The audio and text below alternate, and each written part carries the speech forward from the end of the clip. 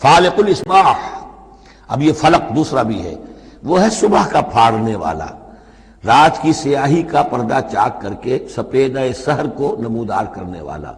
یہ بھی خود بخود ہو رہا ہے، زمین کی گردش ہے جو بھی ہے اس کے تحت ہو رہا ہے، لیکن یہ بھی یہ نہ سمجھیں کہ یہ بھی اللہ تعالیٰ کے تصرف کے بغیر اور اس کی تدبیر کے بغیر ہے، بلکہ یہی ہوگا فالق الاصباح، صبح کی روشنی کا پھاڑنے والا۔ وجعل اللیل سکنا والشمس والقمر حسبانا۔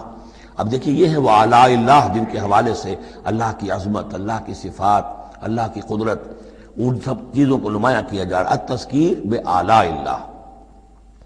وجعل اللیل سکنا، اس نے بنا دیا ہے رات کو سکون کی جگہ، سکون کا وقت۔